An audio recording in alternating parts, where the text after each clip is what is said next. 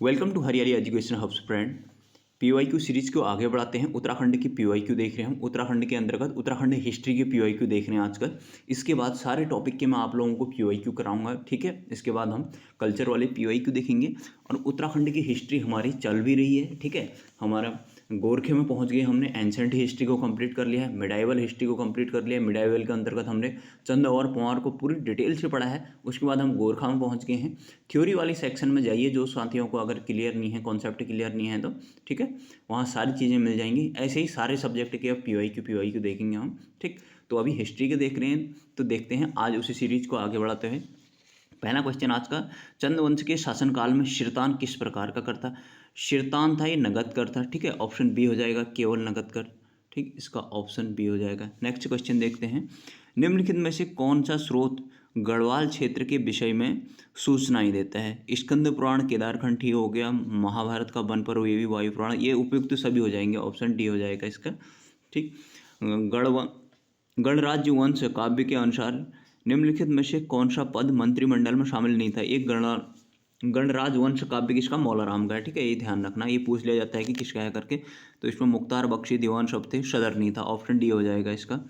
Next question देखते हैं, question number 107, Baijnath के राजवंश को कत्यूरी नाम किसने दिया? इसके ऑप्शन देखते हैं। वैसे एटकिंसन है इसका आंसर।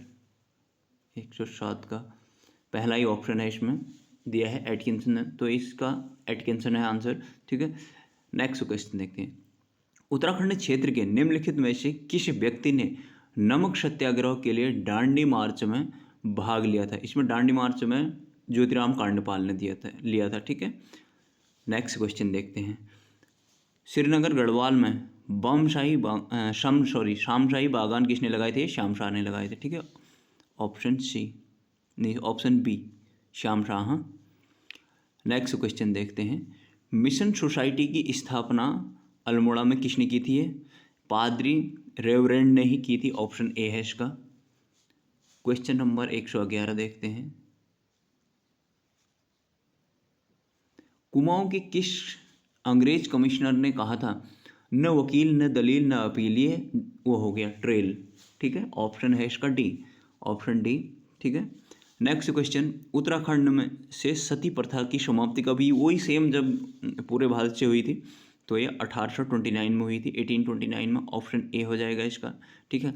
महाभारत में उत्तराखंड का वर्णन किस रूप में मिलता है? तो उत्तर कुरु के रूप में मिलता है, उत्तर कुरु बोला है महाभारत में। ऑप्शन सी हो जाएगा इसका। कुमाऊं के चौथे कमिश्नर थे, ये लुसेंगटन था, ठीक है। तो अब मैं जब कमिश्नर पढ़ाऊंगा ना, देखिए अब पीवाईक्यू का क्या फ़ायदा होता है। पीवाईक्यू का फ़ायदा ये होता है कि अब इससे पता चलता है ना टाइप ऑफ क्वेश्चन कैसे। अब हम जैसे हम कमिश्नर पढ़ेंगे तो उनका सीक्वेंस भी पढ़ेंगे, ठीक। जैसे ई गार्डनर वगैरह से स्टार्ट करेंगे हम, ठीक है। तो हम इनका सीक्वेंस भी देखेंगे। जैसे इसने पूछा है कि चौथे नंबर का कौन सा था, तो ये लुसेंगटन आ जाएगा इसमें, ठीक है। रैमजे वगैरह छठे नंबर का है, ठीक। इस प्रकार से हम पढ़ेंगे, आगे पूरी डिटेल में पढ़ेंगे इनको, ठीक है। नेक्स्ट क्वेश्चन देखते हैं, 1923 में टिहरी रियासत में राज्य प्रतिनिधि सभा की स्थापना किसने की थी? तो राज्य प्रतिनिधि सभा की स्थापना ये नरेंद्र शाह ने की थी, ठीक है। नरेंद्र शाह ने भी काम तो काफ़ी किए, लेकिन सबसे ज़्यादा विद्रोह भी इसी टाइम में हुए, ठीक है। कीर्ति शाह को सबसे ज़्यादा पढ़ा लिखा माना जाता है। आगे देखेंगे इन सब चीज़ों को हम, आएगा ये हमारा टिहरी रियासत आएगा। केदारनाथ के रावल मुख्य पुजारी होते हैं जो संबंधित थे, ये बहुत ही ज़्यादा इंपॉर्टेंट क्वेश्चन है, मैसूर के जंगम समुदाय से, ठीक है। ये केदारनाथ के जो पुजारी हैं, ठीक है। अगर इसकी केदारनाथ के ही बदले में अगर बद्रीनाथ वाले मतलब ये जंगम समुदाय के हैं, इतना ध्यान रखना आप, ठीक है। रावल जो पुजारी होते हैं। नेक्स्ट क्वेश्चन देखते हैं, श्री गुरुराम राय को किस राजा ने अपने राज्य में शरण दी थी? गुरुराम राय फतेह शाह देखा था हमने, इसके ऑप्शन देख लेते हैं। फतेह शाह भी एक ऑप्शन होगा, वही आंसर हो जाएगा, ठीक है। पहला ही ऑप्शन दिया है फतेह शाह, फतेहपति शाह भी बोलते हैं इसको, बहुत डिटेल में पढ़ा है हमने। देखिए फतेहपति शाह मैंने तब जब मैं पढ़ा रहा था तब भी मैंने बताया था, ये बहुत ज़्यादा इंपॉर्टेंट राजा है। यहाँ से क्वेश्चन बनते ही बनते हैं, या तो यहाँ से पूछ लेता है इसके संबंध, इसके दरबार में जो दरबारी कवि वगैरह रहते थे उनकी रचनाएं पूछ लेता है, या कुछ ना कुछ यहाँ से पूछता है, ठीक है। जैसे गुरुराम राय के बारे में पूछ लिया, या फिर ज़मीन दी थी ना गुरुराम राय को, तो इसने कौन से गांव दिए थे, क्या दिए थे, इस प्रकार से ये पूछ लेता है। तो आप लोग वहाँ जाना, थ्योरी वाली सेक्शन में प्लेलिस्ट बनी हुई है, वहाँ बहुत डिटेल से समझ में आ जाएगा, ठीक है। खुड़बड़ा हो गया, सामाशारी और राजपुर करके इसने 3 गांव दान दिए थे, और भी बहुत ही डिटेल में मैंने इनको समझाया है। मतलब पूरा एक वीडियो मैंने फतेह शाह के ऊपर ही बनाया है, तो आप लोग वहाँ जाकर देख लीजिएगा, ठीक है। निम्नलिखित में से किलों का अल्मोड़ा में चंद शासकों द्वारा निर्मित किया गया, मतलब कहने का मतलब इसमें पूछा गया है कि चंद शासकों ने कौन से किले का निर्माण किया है। तो लाल मंडी किला ये किया है, मल्ला महल रुद्रचंद वाला हुआ, खगमरा कोट ये हो गया भीष्मचंद वाला, बिल्कुल ये भी किया है, ठीक है। ये जो लाल मंडी किला है ना, लाल मंडी किला भी मैंने यहाँ पर मार्क किया हुआ है कि लाल मंडी ये राजा कल्याण चंद ने बनाया, इसको फोर्ट मोएरा भी बोलते हैं, ठीक है, इतना ध्यान रखना। तो ये किसने बनाया करके भी क्वेश्चन आ जाता है, ठीक है। जैसे कल्याण चंद बता दिया मैंने, ये लाल मंडी, इसको फोर्ट मोएरा भी बोलते हैं। मैंने ये बहुत ही डिटेल में समझाए रखे हैं कि कहाँ पर क्या है, किस महल किस किले में अभी क्या हो रहा है, किस में आर्मी कैंटीन है, क्या है करके, ठीक है। मल्ला महल हो गया, फिर एक तल्ला महल भी था, उद्योग चंद ने बनाया था वो, ठीक है। खगमरा कोट भीष्मचंद ने बनाया था। भीष्मचंद मतलब वैसे बना तो भीष्मचंद ने ही दिया था, उसका राजधानी परिवर्तन फिर बालो कल्याण चंद करता है, उसका बेटा, क्योंकि उसकी मृत्यु हो जाती है, मृत्यु क्या उसको मार देता है, ठीक है। तो आगे देखेंगे नेक्स्ट क्वेश्चन। आप लोग जो साथी नए हैं, तो आप लोगों को अगर जिनको कॉन्सेप्ट क्लियर नहीं है, तो थ्योरी वाला सेक्शन भी चल ही रहा है, साथ में थ्योरी वाला जाना, मैं थ्योरी को बहुत ही डिटेल में समझाए रहता हूँ, ठीक है। नेक्स्ट क्वेश्चन देते हैं। 36 रकम 32 कलम राजस्व प्रणाली थी, ये थी चंद शासन में, ठीक है। ये कर थे, टैक्स हुआ करते थे। देखिए ये 36 रकम और 32 कलम ये राजा के लिए लिए जाते थे। ये 36 रकम और 32 कलम, ये मतलब 36 रकम वाला जो है वो राजकोष में जाएगा। 32 कलम का मतलब क्या हुआ, जो इनके अधिकारी टैक्स वसूला करते थे, वो अपने लिए भी जो टैक्स वसूलते थे उसको हम कलम चला रहे हैं करके ऐसे समझ लीजिए। तो 32 कलम अपने ले लेते थे, ठीक है। तो इस प्रकार इन दोनों को जोड़ेंगे तो ये 68 टैक्स हो जाते थे, ठीक है। इतने सारे टैक्स होते थे, देखिए 6 2 8 और 3 3 6, ठीक है, 68 टैक्स हो जाते थे। इतना ध्यान में रखना है, मैंने बहुत डिटेल में बताया हुआ है जब हम देख रहे थे इनकी प्रशासनिक व्यवस्था, ठीक है। नेक्स्ट क्वेश्चन देखते हैं। गढ़वाल राइफल ने अपनी स्थापना के 125 वर्ष पूरे किए। जब ये क्वेश्चन बना होगा ना, तो इसमें तब ये क्वेश्चन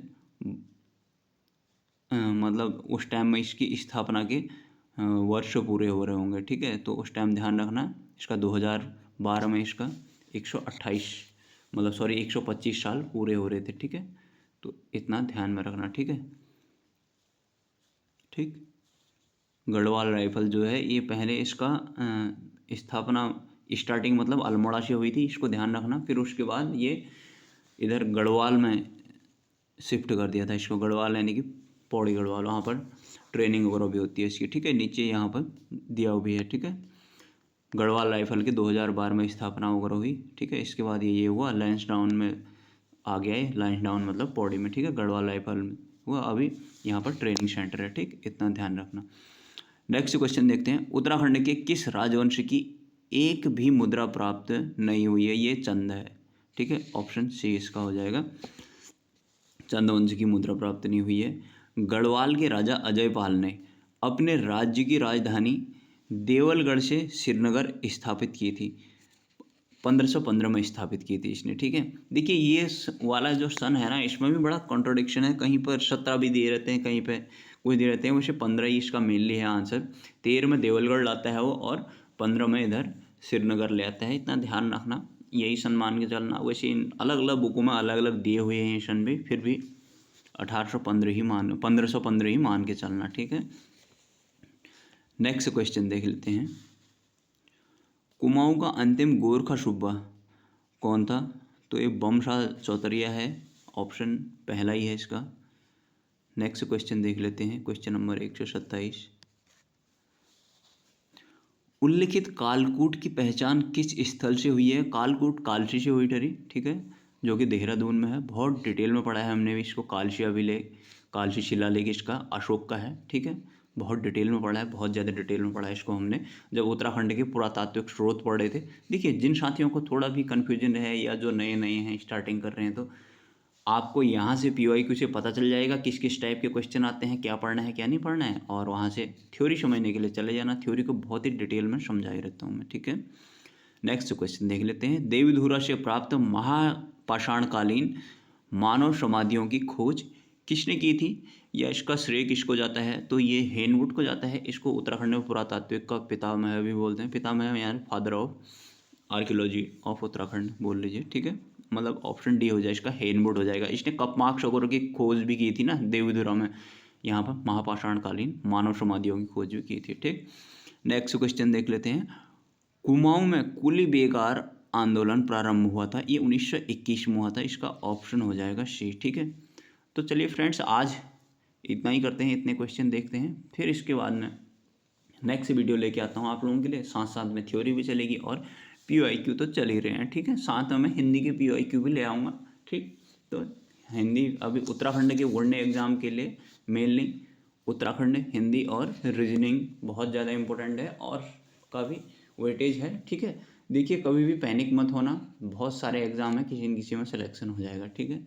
तो चलिए फ्रेंड्स, बाद में डिटेल में करते हैं। थोड़ा बहुत मेरी भी इरेगुलरिटी आजकल हो रही है, मैं थोड़ा थोड़ा करके अपने को लाऊंगा रिदम में, ठीक है।